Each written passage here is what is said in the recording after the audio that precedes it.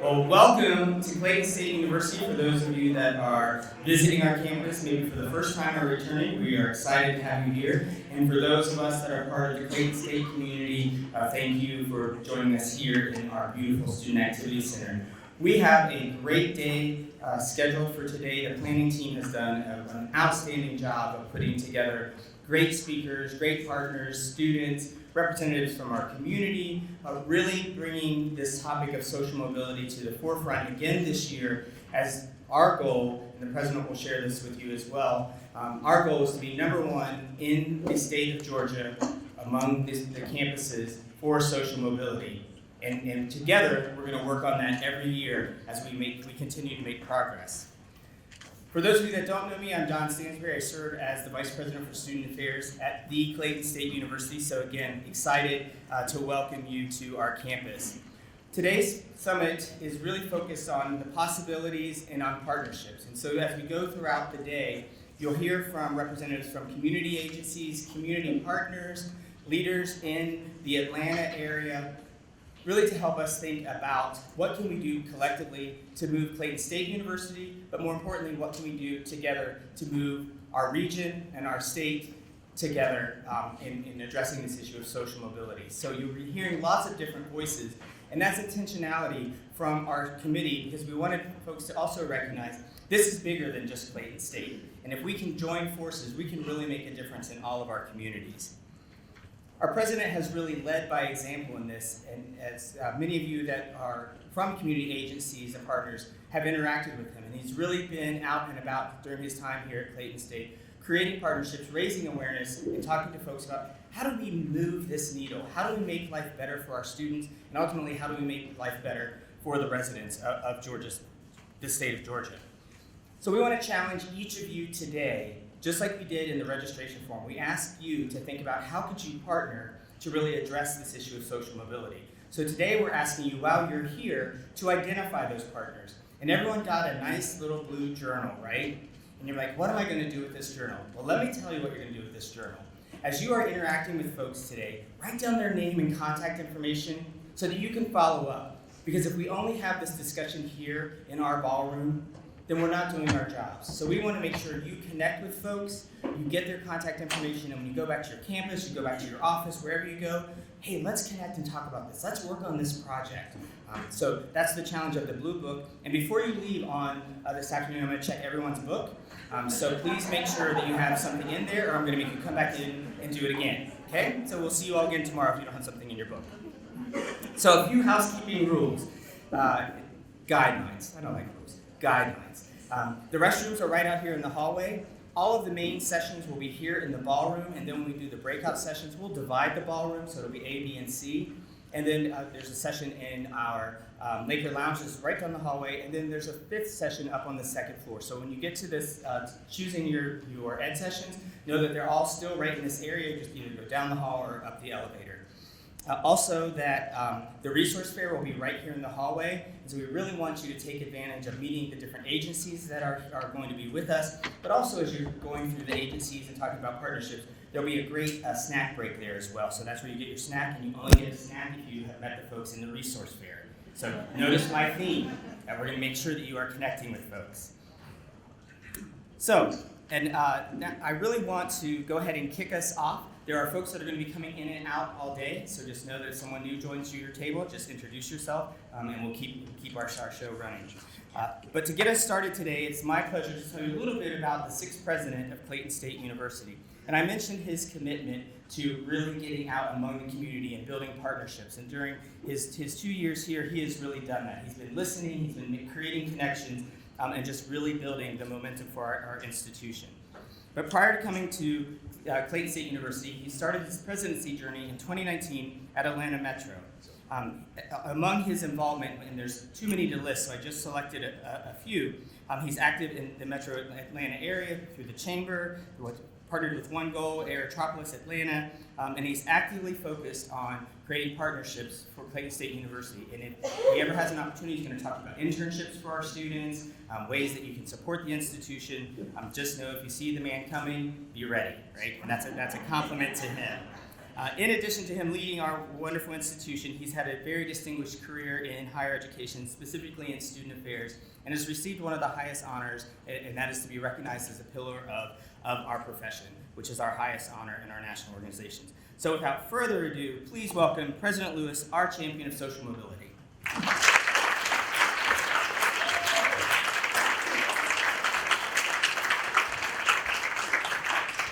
Good morning, everyone. Good morning. Thank you, Dr. Stansberry, for that great introduction. I'm glad you did introduce me because I don't have a name tag or a blue book that everybody else has. I was already told at my table because I didn't register, I don't have access to those things. But I do want to welcome each and every one of you today. You all look so good and everybody's smiling, and it is so cool outside, and so we're glad that you're here. Oh my gosh, as I look around the room, there's so many people that I want to recognize that I'm seeing. Old students, and I just saw his face, and I almost said his name, but I won't say your name, Dr. Gary Green. But man, it is good to see each and every one of you. So it's a pleasure to have you here at Clayton State University. Again, my name is Georj Lewis. So blessed to be president here. Been here about 2.5 years right now, and it's been a pleasure meeting and interacting and working with each and every one of you. So welcome to our summit. So we're honored to have you here today, and there's so many people again that I could recognize, but I do want to mention some groups, and thank you for being here. And that's the members of our faculty, the members of our staff, several community leaders that are either here now or you're signed up to be here later, alumni, foundation board members, and many of our partners, and we share this deep commitment to advancing opportunity here for all the people who we interact with. So I'm glad that you're here. I want to extend a special and a sincere thanks to our sponsors, Georgia Power. Thank you. It's hot outside, so thank you to Georgia Power for air conditioning. Great job, Georgia Power, as well as supporting the Social Mobility Summit and Embark Georgia. So let's recognize both of them.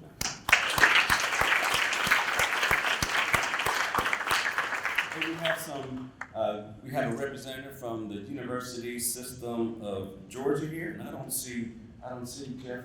Jeff is over here. Good. Jeff, you can wait. Jeff Waple is our Associate Vice Chancellor for Student Affairs. Thank you for being here, sir. We have members of our local school districts. Thank you all for being here.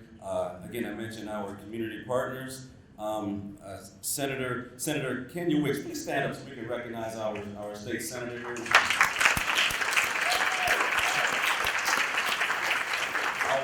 Always great to have members of our local delegation here. Just want to send sincere thanks. We have a building that's being remodeled because of the support of many of our folks in our Senate and our House of Representatives, and so we are excited about that. So Senator Wicks, we're going to come back asking for something else soon. So thank you very much for your help and your support. At Clayton State University, social mobility, it's not just our theme, it's not just a theme, I'm sorry, it is our mission. And you saw that as you drove in today. You saw the beautiful banners where it identified what our values are, but it also identified what our mission is. And so we want you to know that and be upfront about what that is. And so we exist to transform lives through teaching, scholarship, and through service.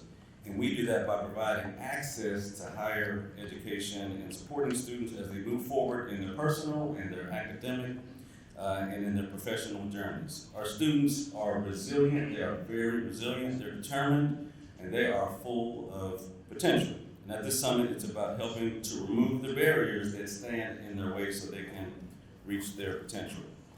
And while social mobility is our mission, Clayton State does not have a patent over the words or the concept of social mobility. Yes, we want to be number one, but however, we are here today because we want to serve as a catalyst for each of you and others in the business of transforming lives everywhere, to work together to increase the upward social mobility of everybody in our communities and those who we serve. So here today, not just to listen, but to learn, connect in your little blue books, as was mentioned earlier, and act. And I challenge each of you to be an active participant. I know all of you are busy, you have a lot to do, and your emails are going to be going off today, but I just want you to be an active participant by asking questions and sharing your insights and leaving here with an action plan for how we can continue to collaborate and support of social mobility. And so whether you're an educator, a policymaker, a senator, an advocate, or a partner, your voice matters, and your work has the power to create real change. And so, again, look, thank you everybody for being here. I'm excited to conference with you and to have those discussions. But on behalf of our 6,000 students and all of our faculty and our staff members and our alumni and our friends here, we just want to say welcome to Clayton State University. Thank you.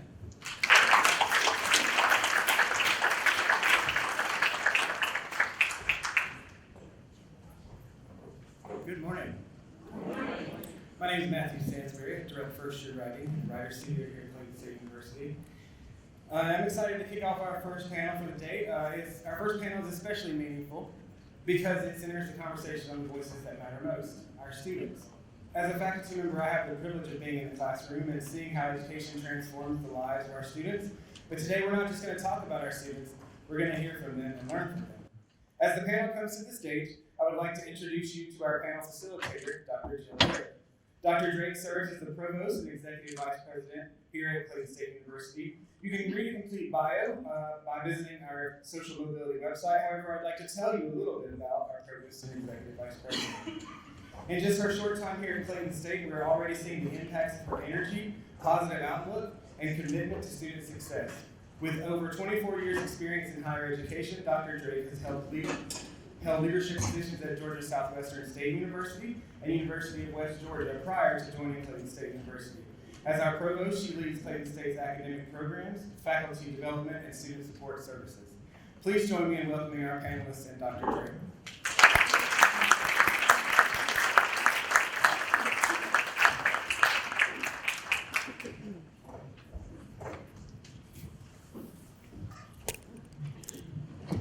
Good morning. Good morning. It is a great day to be at Clayton State, and I have the honor of kicking off our student panel. I don't know about you, but I certainly understand the power of social mobility. And I told our students to just be themselves and tell their stories, but I think it'd be good for them to know how many of you are first generation. See, you know that. You realize what it's been. You know the power of social mobility, and even if you're not first generation, we know how education and pouring into our students and their communities changes lives, changes the trajectory of generations. And so we always want to remember that and know that we are connected and committed to the same cause. And so I don't want to delay. We have wonderful students up here. I'm going to say their names, and then as we go into our questions, they'll tell you a little bit more about themselves. But as Dr. Sansbury said, they're full bios, and they wrote really good ones describing themselves. Are in. You can find them by using the QR code. We have over here Jacob Korn. All right, Dania Flores Rivera. All right, Jahedi Rojas, Kayla Miller, and Marlene Parton Sanchez. All right, let's welcome our students. I was thinking this morning when I came here, I never have to wake up and say, what am I doing and why does it matter? What a treat, what a joy to live a life where I have a profession where I know why it matters. And students, you are why it matters. All right? So we're going to get right into our questions. All right, let's just go ahead and share a little bit about yourself, including being a first-generation student, your identity, your socioeconomic background, and how it shaped your decision to pursue higher education. Who would like to start? And you can take it off and pass it up. That's easier.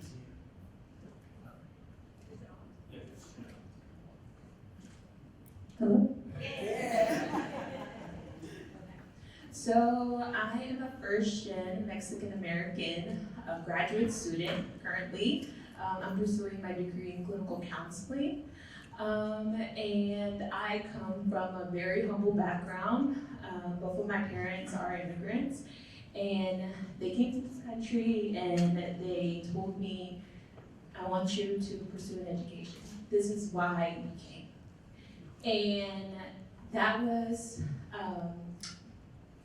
one of the motivating factors for me to pursue higher education. She is reminding us of how much our families, their families are invested in their success. You know, we think about just the one student sitting in front of us, but we're looking at a family's hopes and dreams sitting in front of us and when we serve them. Hi everyone, my name is Kayla Miller. I am not a first generation college student. My grandmother actually graduated from Langston University in Langston, Oklahoma. And her dream for me was to graduate college. This is my second time in college, so I'm a non-traditional student here at Clayton State, and I look forward to graduating in the spring. But and fulfilling my grandmother's dream to graduate. And to show, I take care of my nephew. He's 16, and then I have a son of my own who's 15, and they're in high school. So just showing them, you know, the way to the path, and it's not as difficult as they may think it is. So I'm just here to realize my wildest dreams as well as my grandmother's. Yes, oh, absolutely. Hello everyone. My name is Georj. I am also a first generation graduate. I actually just recently graduated in May, so I have long naps. I have been finally relaxing for the first time, which is amazing. But like Marlene, my parents are also immigrants to this country, and my mom is also a single mother, so just having her as my motivation every day. I woke up and I saw her, and she's such a sweet woman. Like, she never had like this pressure on me where she wanted me to go and pursue higher education, but just seeing how much work that she put into like me and my brothers. Like, I'm the youngest of 3, and I'm the first to graduate. And she was like, yeah, no pressure, but also like a little bit of pressure. But she is an amazing woman, and she did motivate me to continue and pursuing a higher education. Like I said, it wasn't like something she wanted, she was like forcing me to do, but just seeing her when I graduated and I walked the stage and she was like sitting right there, I could see her when I walked out, and it was such a moment for me and her. So yeah, she's the reason why I'm here now. But thank you.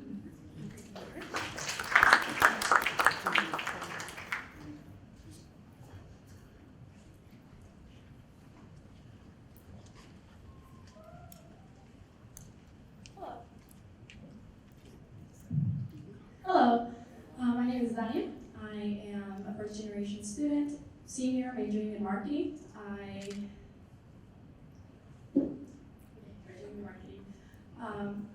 also come from immigrant parents.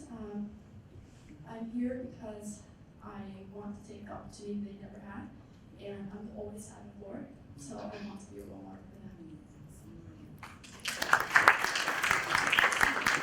them. All right, morning everyone. My name is Jacob.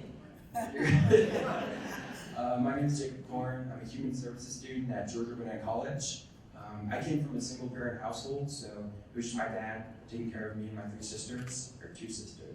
And I'm very blessed to have him in my life. He worked his butt off to help me be able to go to college and pursue my career that I want to pursue. He's the reason why I'm here today.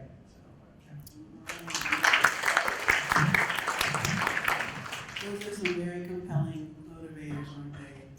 All right, so we know that you had a strong motivation to be here, but it wasn't all fun and games, right? There were obstacles and challenges along the way. So what were some of the biggest obstacles you faced in deciding to go to college? And if you want to share, you know, how you've navigated those, you can. Who'd like to start? Good. Marlene's go get it. Okay, so some of the biggest obstacles that I kind of faced was navigating, learning how to apply to colleges, applying for different scholarships. No one in my family has ever been to college. So it was like, okay, like it's pressure, I have to figure it out on my own. And it was just like finding mentors, finding someone who can help me. Because I was confused, I was lost. So that was one of the biggest obstacles, as well as the financial part. So it was like, okay, like, I know I got the brains to get through college, but like, how are we gonna pay for it? So yeah, it was just finding various scholarships that were out there. And one of the scholarships that actually like helped me through college was the Achieve Atlanta scholarship. And without them, like, I couldn't have gotten my bachelor's degree. So I really appreciate you guys. But those were kind of the biggest obstacles that I faced as a first-gen student. So for me, my biggest obstacle is just balancing family life, my kids' schedules, my husband's schedule, and just trying to make sure that I'm not overexerting myself in everything that I'm trying to accomplish. I try to be very active on campus. I try to be very active in my kids' extracurriculars. So just deciding like, okay, I need to compartmentalize certain things, and really just having, making sure that my support system feels supported by me, and not overextended in themselves, trying to cover everything that I'm not covering. So I have to be mindful of everybody's schedule. Also, one of the obstacles for me was deciding to come back to school as a non-traditional student, and the awkwardness of being one of the oldest people in classes and still trying to find a community on campus. But there is a community on campus. You just have to seek it out, and you have to be willing to open up yourself to other points of view. So other than that, I think my decision was a pretty great one. I think the biggest struggle that I had when I first, before I thought the idea of going to university was like financial situations. Like I said, my mom was a single mother and she worked 2 jobs. And I remember sitting down with her and like, hey, I kind of want to go to university. I don't know if that's even possible. Like Marlene said, like, I got the smarts for it. Thankfully, I've always been a nerd, so I would stay up and do extra credit. If I could do somebody else's work for them, like, hey, I'll pay you to do this. I'm like, yeah, of course. It's not even for the money, I just wanted to do the work.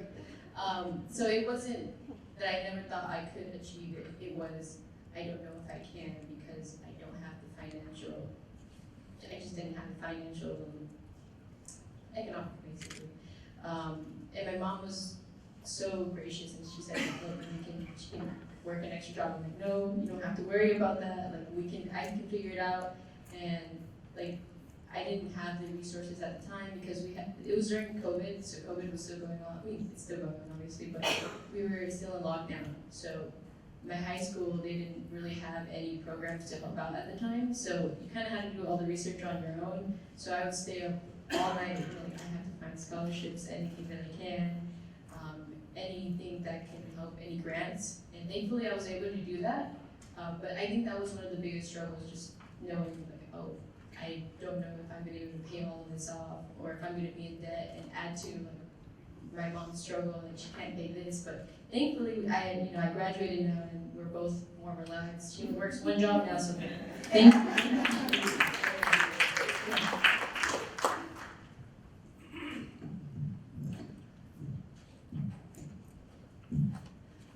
Okay, so I would say it was also navigating through universities. I didn't know from where to start, as no one had experience. I was like, who do I ask? So it was all me navigating by myself. And although I was like, is this really worth it? It was. And again, I was like the first one to experience that. So for my siblings, if they want to take this opportunity to go to college, they have someone to ask. I think the struggle for me and for a lot of people is accessibility of resources and knowledge. I had no idea what middle work study was until like a year into my college. Like knowing where to find scholarships, where different on-campus resources are. Like we have counseling services and a care pantry on our campus, but it's hidden away in a place where like no one would think to go. So having those resources that people need in more accessible and visible places, I think would be a good change. Thank you for that. I love the diversity of our panel because you see the spectrum at Clayton State. The majority of our students are non-traditional students who are struggling, as Kayla is, with balancing family, balancing work, and as she articulated so well. But also that here today we have the full P16, post-secondary spectrum here, because as you listen to they're talking about the obstacles, knowledge of where to go to get support, and starting at high school, not starting just at college, but where to get the support. So it's excellent for us to hear that. And so we have support systems out here, as you said already. So let's talk about what support systems were available to you. When you got the guidance, you got someone who could give you a little bit of direction or mentorship, what supports meant a lot, made a difference for you? And again, we don't have to go, we can go in any order. So I just want to give a shout out to some people in the room that were mentors to me. Dr. Decker Davis, Dr. Walcott, Dean Ray. They all kind of just took me under their wing and were mentors as soon as I got to campus and through certain activities. And certain things of that nature, just made sure that I was stayed on the right track and that I had the support and the wherewithal to be able to do all the things that I wanted to do on campus, as well as give back on campus. But honestly, my support system starts at home. My husband, we had a discussion today. I was like, can I go get my doctorate? And he was like, do whatever you want to do. So just finding your own support system, I want to say is truly important. If the people that you feel should be supporting you aren't supporting you, seek out people that will support you. It's not easy. It's not. But you have to put yourself out there. You have to put yourself out there, and you have to make it known that you need the support, you want the support, and that you won't shy away from the support. So you can't let your pride overshadow your needs.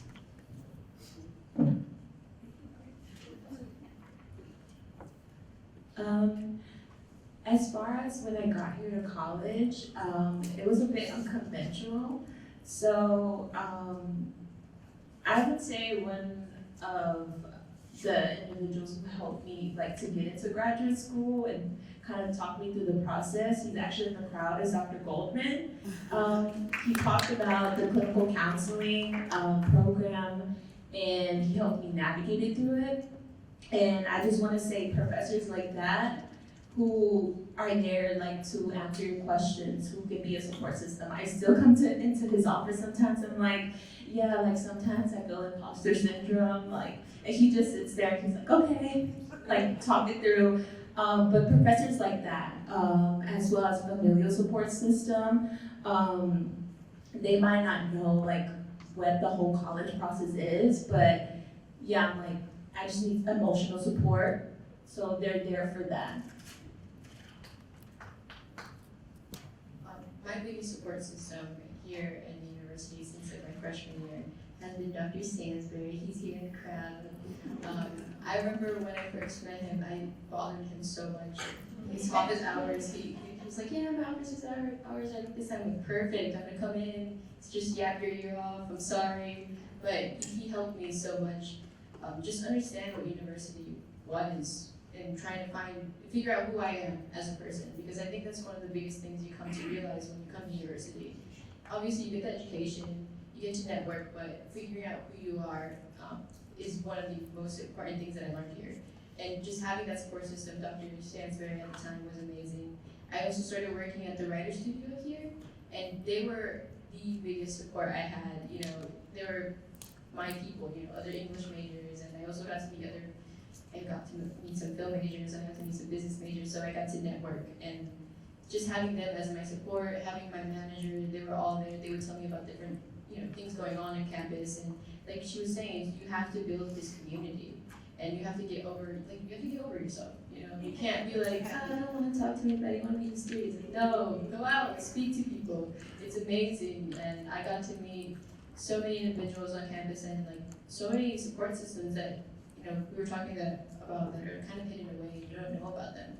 a lot of freshmen on campus didn't even know that the writer studio existed. To be fair, I didn't know even until I got hired. But I mean, that's important to talk about, and it's important to. There is also the cast that I started working with them with the writer studio, Karina. She goes to she's a code back. And they helped a lot of students and to reach their goals, which, like I said, I think should be talked about more to students from their freshmen. It is, but I feel like it should be kind of doubled down and go around to each student and be like, hey, we have this and this and this, so do more outreaches. So yeah, those are my support systems. Thank you, very helpful. My support systems are again my parents. In college, I would say my biggest network I've made are my professors. As I had them, I've always spoken to them, and Professor Carter Riley is one of them. She's always checked on me, provided me the opportunity to have a leadership experience with her. So I'm very thankful for that. And just having professors that are always checking in on you and asking, how are you doing? You know, how are your classes going? Has really helped. And again, I'm in more, I could say, friends network with my professors and more actual students. For me, it's kind of like three branches of where my support comes from. Definitely my family, my dad, always there for me, giving me support. Also, on campus, I joined a club called Grizzly Serve. It's a volunteer organization, and I made some of the best friends I've ever met in that organization. They're all great. They inspire me to be stronger and kinder, and they're just a lot of fun, so it's been a really great time with them. And also when it comes to mentors, actually one of them is actually in the room right now, JP Peters. He's been a really great help to me. So. Thank you for mentioning student organizations, because we do leverage them to give you a sense of community, sense of belonging, peer support. Jacob mentioned one that meant a lot to him. Were there others, or do you want to talk about how student organizations might have supported you?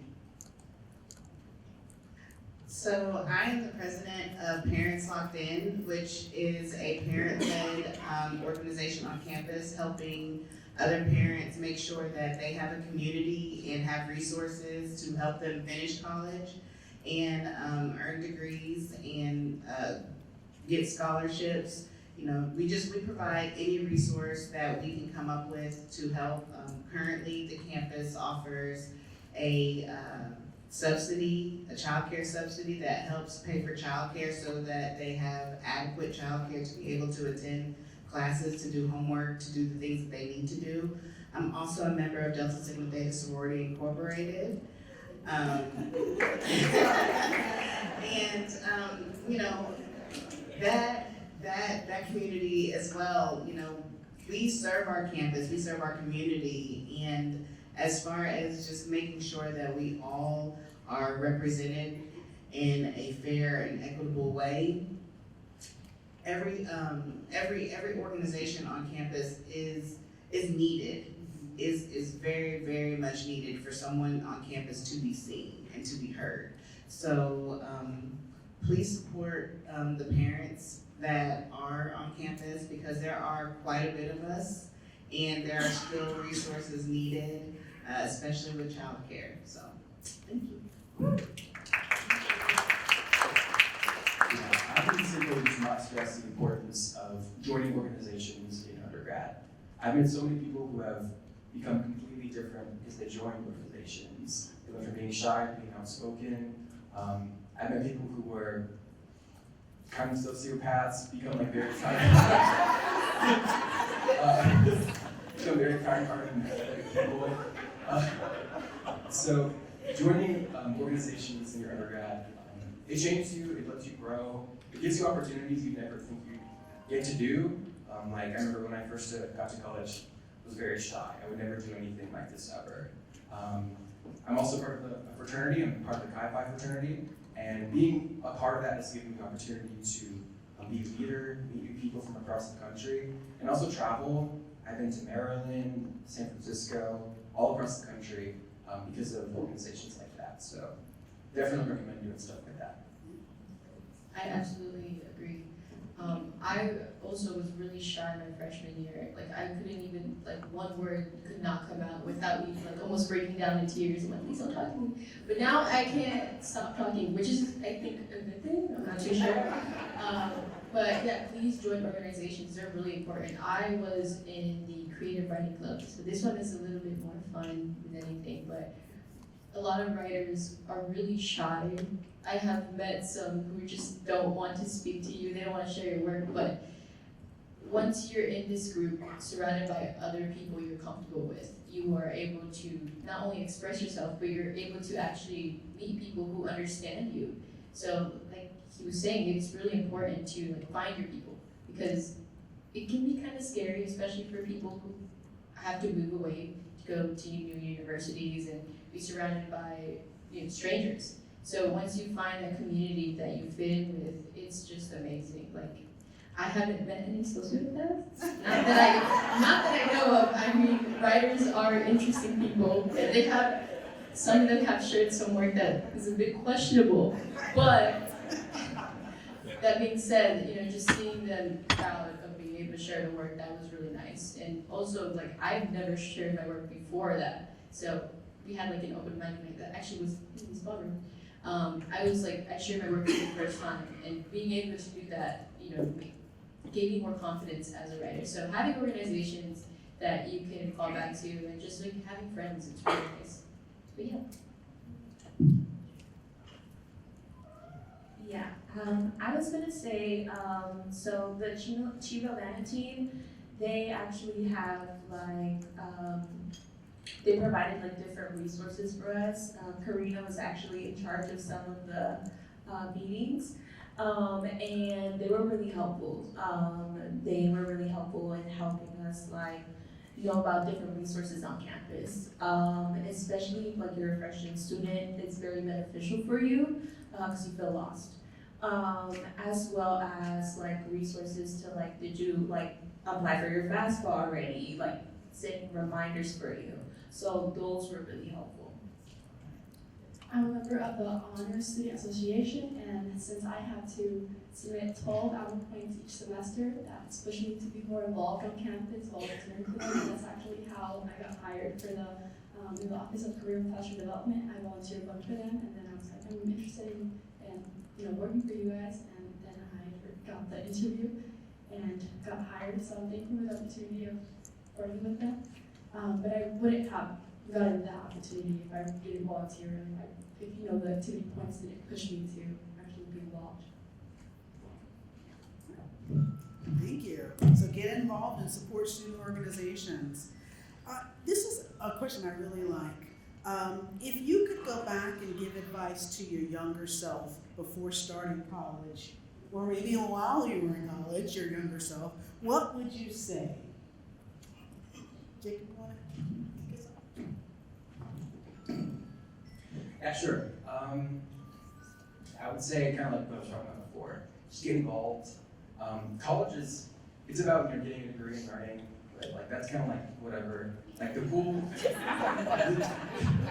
college is a great way to expand your horizons and like grow as a person. And so it only happens if you don't just go to class, actually go and get involved, volunteer, join a club. So I'd say just get involved, try something. Even if it's kind of scary, just like give it a shot.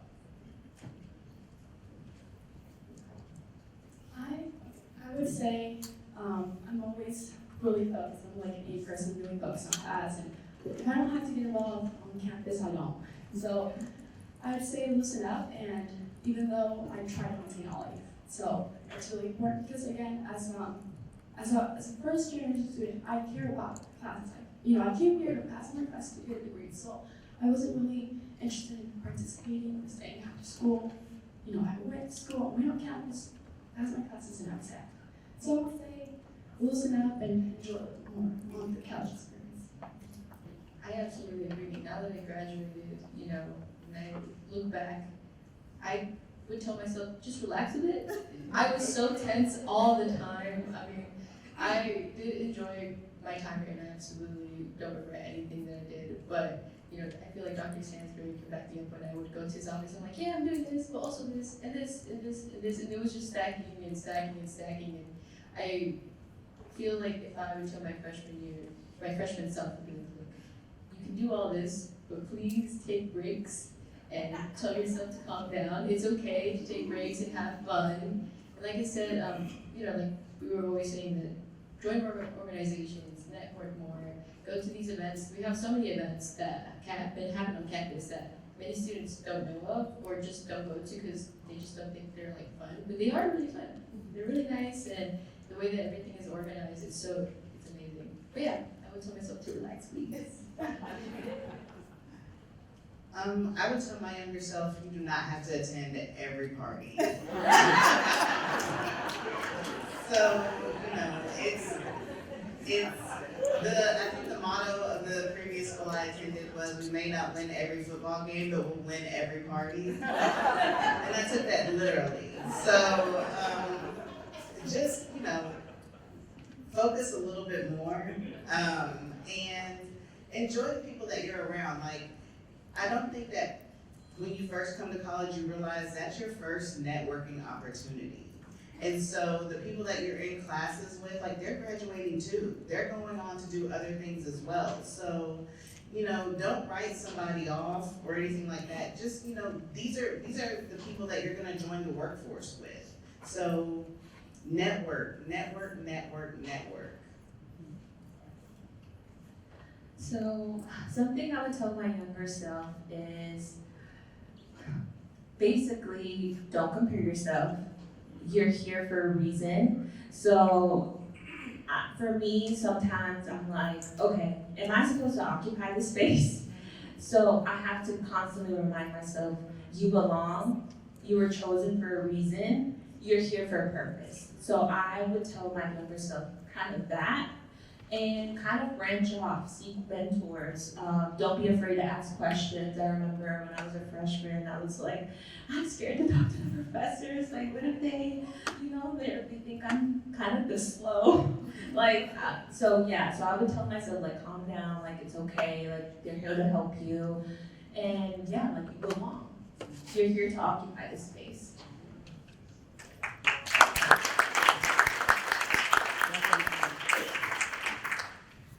All right, so at one point in time, success might have been getting into college, and then you were in college and taking the classes, and now some of you are beyond that point. How do you define success now, and has that definition changed since before you got to college?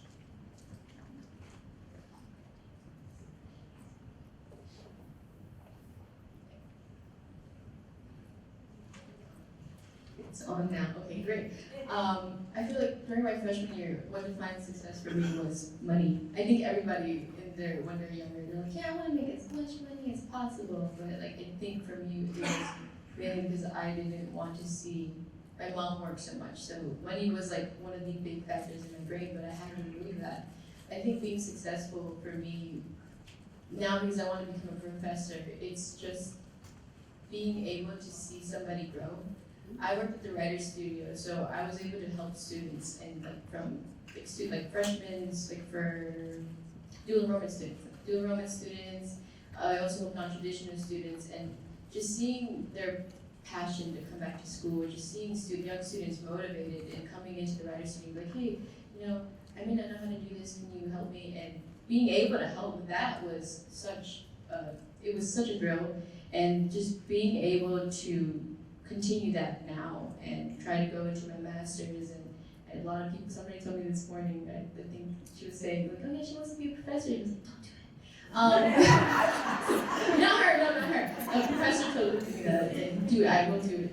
But in the back of my mind, you know, what makes me think of what is successful for me, at least, is being able to help and see people grow. That is what I define as my success. For me, success is a little different because I'm raising two young men, and so my success is seeing them be successful and to be emotionally intelligent young men in this world.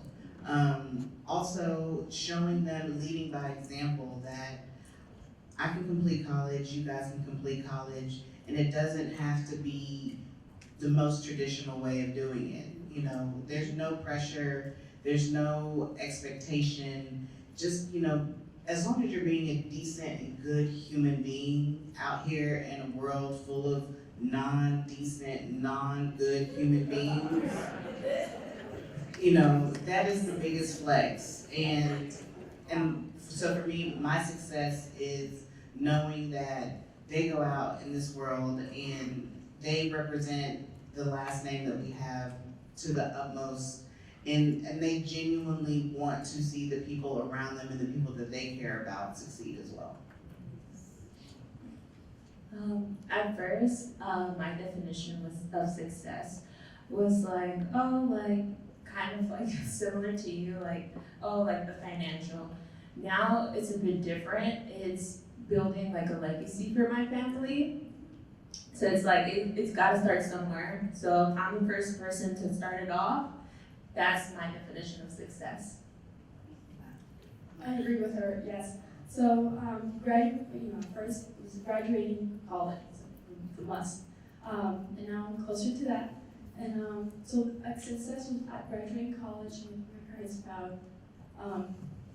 And then going up, getting a job that makes you happy. Kind of like feel like you're not working, but you're working. For me, success is defined as building things up. So it could be like building myself up, so becoming stronger, better speaker, things like that.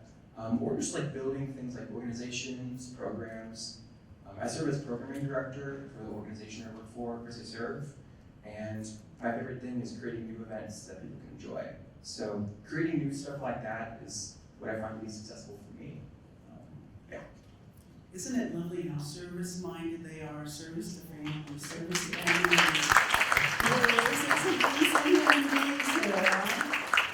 And certainly being a mom changes everything.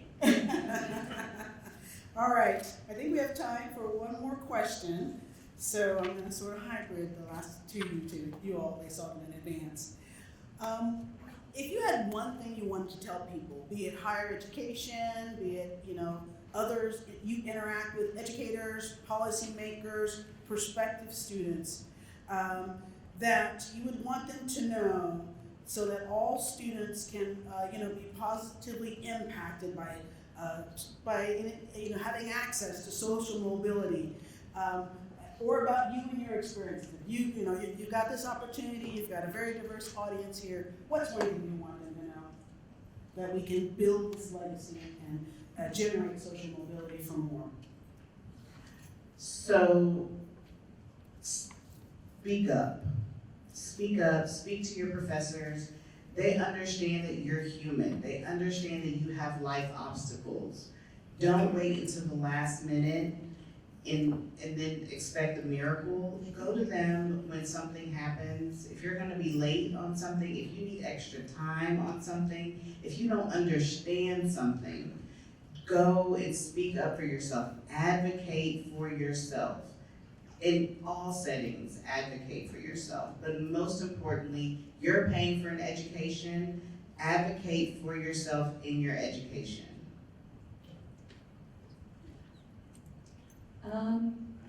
What I would kind of point out is that in this climate, we definitely do need things that are centered for whether it's Latinx individuals, African American individuals. We need those resources and they definitely still need to be incorporated.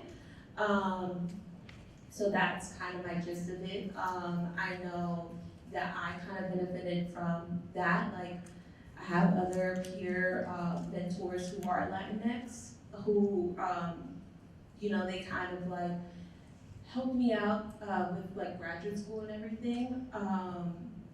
And I'd say those things are really important because they understand your background. They understand like your mentality, how culture plays into schooling and everything. So I would definitely say those organizations are definitely important.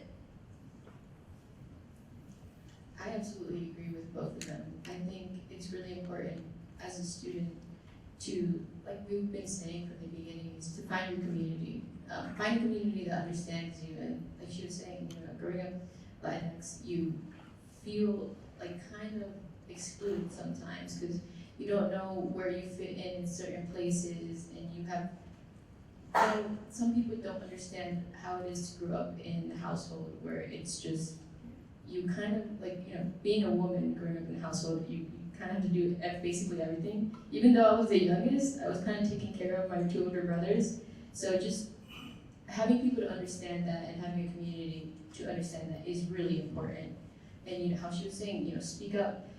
Don't be afraid to ask questions. I was so scared to ask questions as a kid, and like when I started out freshman year, I basically was a kid. I was speaking, but being unafraid to ask questions and go up to professors, seeking out organizations, like we were saying, it's so important to go to these organizations, to join clubs, and basically do networking. So yeah. And if you guys, you know, have any like things that you think students should hear about, you know, go up to them. Even if they're like, they look afraid of you, they're not afraid. I promise. Like, I was one of those, you know, students who are like, if you would come up to me, I'll just stare at you like a little possum. So, I don't know how to speak. I'm sorry, but you know, just even letting them know that, hey, this thing is out here for you. By the way. Just having these resources. But yeah, go out, go to classrooms and just like, hey, just sorry to bother you, but like, have you heard about this? Just things like that. It does help students. They do hear, they just won't speak, probably. Yeah. I'd say to don't be afraid to take new opportunities. As a student, you may be afraid to say yes and take new opportunities because you're afraid of failing, but you won't really know if you failed or not because you didn't try. So yes, the best way to know you can is to not reject them and actually say yes. I would say just think creatively. There's a lot of ways that we can engage people and create positive change in ways that are outside the box. So listen to young people and their ideas, and yeah, we can make some great stuff happen.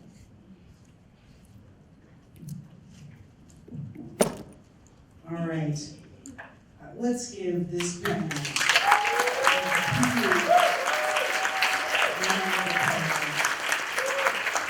I wish I were on lives when I was their age.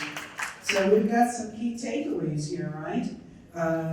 That you need to speak up, you need to advocate, that having a community and making sure our agencies provide the resources to have places where people can have community and have support, because our college experiences look different. Relax a little, you know, live a little, get involved. Engagement in life is part of the beauty of life, so it's wonderful you know that at an early age.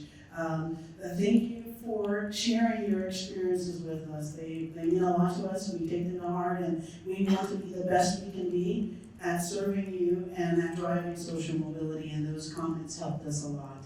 All right, so we're going to go ahead and end this part of our session, and we may have a few minutes, or are you coming back up? All right, thank you, everyone.